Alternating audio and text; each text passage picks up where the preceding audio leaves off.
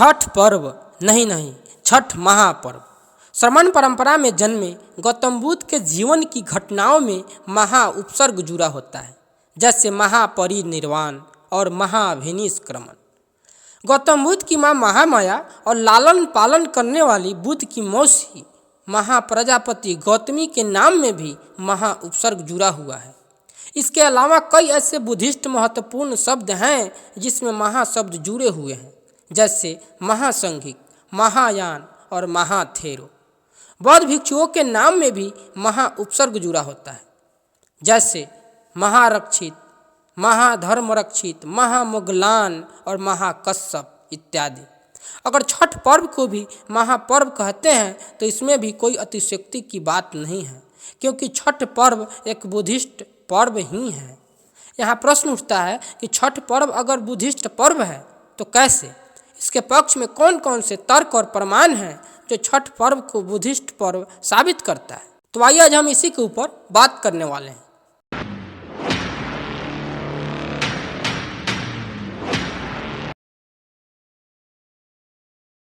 छठ पर्व मूलतः हिमालय के तराई से बिहार और पूर्वी उत्तर प्रदेश तक धूमधाम से मनाया जाता है।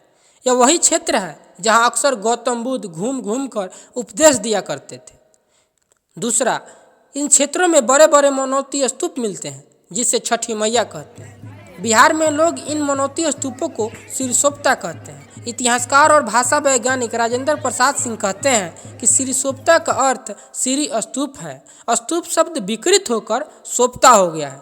जैसे वाराणसी को लोग बनारस कहते हैं, कहीं कहीं मतलब को मतबल कहते हैं, लखनऊ को नखलऊ कहते हैं। ठीक इसी प्रकार स्तूप शब्द भी विकृत होकर सोप्ता बन गया है। अब रही बात कि सिरी स्तूप में सिरी क्या है? बुद्ध के चरण पादुका के प्रतीकात्मक रूप को सिरीपाद कहते हैं, मतलब कि बुद्ध का पद या पैर। सिरी शब्द का प्रयोग बौद्धों के बीच प्रचलित था। जैसे कुम्हरार में खुदाई से प्राप्त मिट्टी के पात्र पर सिरी भिक्षु संघर्ष लिखा हुआ प्राप्त हुआ है। कहने का मतलब है कि नाम के पहले सिरी लगाना बुद्धिस्ट होने की पहचान है। इसीलिए आज भी बिहारी लोग अपने नाम में सिरी लगाते हैं। यहाँ श्री और सिरी में कंफ्यूज मत होना। सिरी बुद्धिस्ट शब्द है और श्री ब्राह्मणवादी। बिहार के लोग सिरी बोलते हैं। आशा है आप समझ गए होंगे कि सिरी सोप्ता अर्थात सिरी स्तूप क्या है। तीसरा, छठ पर्व में बनने वाला ठेकुआ ठोक कर बनाया जाता है। ठेकुआ पर अगरावटा से पीपल का पत्ता और 8 तीलियों वाला धम्म चक्र बनाया जाता है। अगरावटा का आकार भी पत्ता जैसा ही होता है। यही परंपरा रही है जो स्पष्ट कहता है छठ बुद्धिस्ट पर्व है। चौथा, इतिहासकार राजेंद्र प्रसाद सिंह कहते हैं छठ पर्व के खरना के खीर को याद कीजिए। पहले उपवास किया जाता है, तब खीर खाया जाता है, उसके बाद फिर उपवास किया जाता है, तब जाकर छठ की सिद्धि प्राप्त होती है। गौतम बुद्ध ने भी तो यही किया था। गौतम बुद्ध जब सत्य को खोजने निकले थे तब उन्होंने अपने शरीर को तपस्या में लीन करके शरीर को गला लिया था, लेकिन तब भी उन्हें सत्य की प्राप्ति नहीं हुई। सुजाता नाम की लड़की ने जब बुद्ध की ऐसी दशा देखी तब उसने गौतम को खीर खिलाया। गौतम ने जब खीर खाया तब उन्हें मध्यम मार्ग का ज्ञान हुआ कि न शरीर को दुख दे और न ही अधिक सुख की लालसा रखें। खीर खाने के बाद गौतम बुद्ध ने फिर से उपवास किया, लेकिन यह उपवास मध्यम मार्ग वाला था और इस तरह बुद्ध को निर्वाण की प्राप्ति हुई। अब आपने समझ लिया होगा कि खरना में पहले उपवास और उसके बाद खीर खाना, उसके बाद फिर से उपवास करना ऐसा प्रचलन में क्यों है, इसे आप समझ चुके होंगे। दोस्तों, छठ पर्व के सांझ घाट के बाद और भोर में कोसिया भरा जाता है। आखिर यह कोसिया है क्या? दोस्तों, कोसिया भरने के लिए मिट्टी से निर्मित हाथी का प्रतीकात्मक रूप आवश्यक है। अब प्रश्न है, छठ का हाथी से क्या संबंध है? दरअसल गौतम बुद्ध को माता के गर्भ में दर्शाने के लिए हाथी को दिखाया जाता है, क्योंकि जब तथागत गौतम बुद्ध की माँ महामाया प्रेग्नेंट हुई तब सोते वक्त स्वप्न में सफ़ेद हाथी को अपने गर्भ में प्रवेश करते हुए देखा था। इसीलिए इस स्वप्न में दिखे हाथी को माँ के पेट में पल रहे बुद्ध का प्रतीक मान लिया गया और इसे कलाकृतियों में भी उकेरा गया। इसीलिए छठ पर्व को पुत्र प्राप्ति का पर्व माना जाता है, लेकिन यह आज अंधविश्वासी रूप धारण कर चुका है। कोसिया भरने के लिए ईंख का प्रयोग किया जाता है। वैसे तो गौतम बुद्ध शाक्य गण में पैदा हुए थे, लेकिन कुछ लोग मानते हैं कि गौतम बुद्ध इक्ष्वाकु वंश में पैदा हुए थे। अगर इस बात को मान लिया जाए तब यह स्पष्ट हो जाता है ये ईख भी इक्ष्वाकु वंश से ही संबंधित है और गौतम बुद्ध खत्तिय तो थे ही। खत्तिय का अर्थ है खेती से संबंधित। आशा है आप कोसिया भरने और छठ में बेटा मांगने का मतलब समझ गए होंगे। छठा दोस्तों, छठ पूजा माँ और पुत्र की पूजा अर्चना जान पड़ती है। यह तो ठीक है, लेकिन प्रश्न है कि छठी मैया है कौन और यह सूरज देव कौन है। आइए सबसे पहले सूरज देव को देखते हैं। बिहार के औरंगाबाद में सूर्य मंदिर है। यहाँ सूर्य देव की पहचान कीजिए। आप स्पष्ट देख सकते हैं, यहाँ लिखा है भगवान सूर्य देव की परिक्रमा दाएं ओर से 1 बार या 7 बार करें। दोस्तों, मात्र सूर्य देव ही नहीं बल्कि सभी ब्राह्मणवादी देवी देवता गौतम बुद्ध की मूर्तियों को ही तोड़ मरोड़ कर अस्तित्व में आया है। आशा है आप समझ चुके हैं कि सूर्य देव कौन है। रही बात कि छठी मैया कौन है, तो इसके पक्ष में कुछ लोग एक काल्पनिक महाकाव्य महाभारत के काल्पनिक कहानी को इसका आधार बना देते हैं। दोस्तों, अगर छठ पर्व बेटा मांगने से संबंधित है तो छठ का संबंध छठियार से कैसे दर्शाया नहीं जा सकता है। कहा जाता है कि गौतम बुद्ध के जन्म के 7 दिन बाद बुद्ध की माता महामाया का देहांत हो गया था।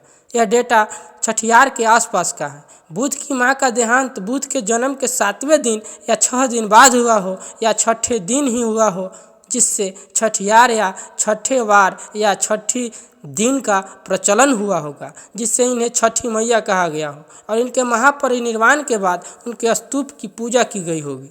अगर आप इस प्रसंग को माने तब आपको मानना पड़ेगा कि दीपावली के दिन बुद्ध का जन्म हुआ होगा और 6 दिन बाद महामाया का परिनिर्वाण हुआ होगा।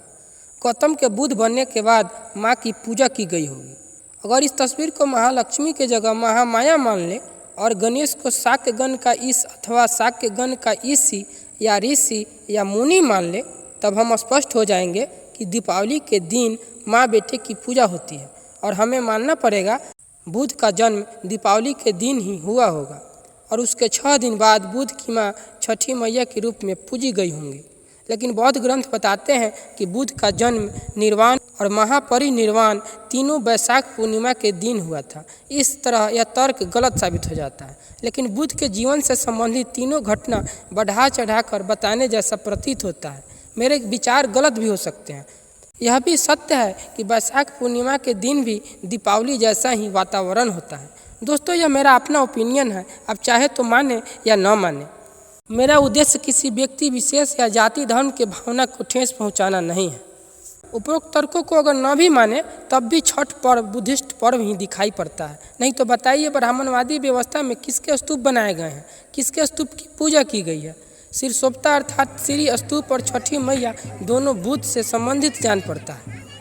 7वां, छठ एक ब्राह्मण और पुरोहित विहीन पर्व है, जो साबित करता है यह पर्व ब्राह्मणों के पर्व से बिल्कुल अलग है। यह पर्व स्वयं से स्वयं का स्वयं के लिए है, अर्थात यह पर्व अपने से अपने का और अपने लिए है। इसमें किसी भी बिचौलिए की जरूरत नहीं है। लेकिन कुछ लोग स्तूप के बजाय यज्ञ और हवन करके इसके मूल रूप को मिटा चुके हैं। इस त्यौहार के पुरातात्विक अवशेषों को जिंदा रखें और भारत को फिर से प्रबुद्ध करें और अंधविश्वास से मुक्ति दिलाएं। छठ पर्व एकमात्र पर्व है जिसमें डूबते और उगते सूरज की पूजा की जाती है। पहले डूबते हुए सूरज को अर्घ्य दिया जाता है, फिर उगते हुए सूरज को। ब्राह्मणवादी व्यवस्था में ऐसा प्रचलन नहीं है। ब्राह्मणवादी व्यवस्था में सिर्फ उगते हुए सूरज को नमस्कार किया जाता है। दोस्तों, ध्यान देने वाली बात यह है कि सूरज इस पर्व की समाप्ति का एक मानक समय भी दर्शाता है। सूरज डूबा तो साँझ घाट समाप्त, अगर सूरज उगा तो सुबह का घाट खाली। मतलब कि इस पर्व को करने के लिए सूरज की ज़रूरत मात्र समय देखने के लिए है, लेकिन इसके लिए लोगों को सूरज के डूबने और उगने की प्रतीक्षा करनी पड़ती है। हो सकता है बाद में चलकर सूर्य भी पूजनीय हो गया होगा, इसीलिए तो बुद्ध को भी सूर्य देवता माना गया है। आपके मन में प्रश्न उठा होगा कि अगर सूर्य बाद में पूजनीय हुआ तो पहले लोग दंड देने के बाद पानी में खड़ा होकर और हाथ जोड़कर तब किसकी पूजा करते थे? जवाब सीधी सी है, लोग पानी में खड़ा होकर स्तूप की पूजा करते थे। अब प्रश्न यह भी है, क्या बुद्धिस्ट लोग दंड भी देते हैं? जवाब है हाँ, बुद्धिस्ट लोग भी दंड दिया करते हैं। बौद्ध धर्म में क्षमा अर्थात माफ़ी मांगना कोई बड़ी बात नहीं है। बुद्ध वंदना में कहा जाता है, बुद्धो यो खलितो दोषो बुद्धो खमतु तंग ममंग। धम्म वंदना में कहा जाता है, धम्मो यो खलितो दोषो धम्मो खमतु तंग ममंग। संघ वंदना में कहा जाता है, संघो यो खलितो दोषो संघो खमतु तंग ममंग। ब्राह्मणवादी व्यवस्था में महिलाओं का दंडवत होना वर्जित है, लेकिन छठ पर्व में सबसे अधिक महिलाएं ही दंड देती हैं। यह भी साबित करता है छठ बुद्धिस्ट पर्व ही है, यह ब्राह्मणवादी नहीं हो सकता। लेकिन दंड अपने बुरे कर्मों के प्रायश्चित के लिए दिया जाता है। बुद्ध कहते थे जिस दिन आपने बुरा कर्म करना छोड़ दिया उसी दिन से पाप होना समाप्त हो जाता है। पुराने पाप को मिटाया नहीं जा सकता, बस आप क्षमा प्रकट कर सकते हैं। जब जागा तब सवेरा।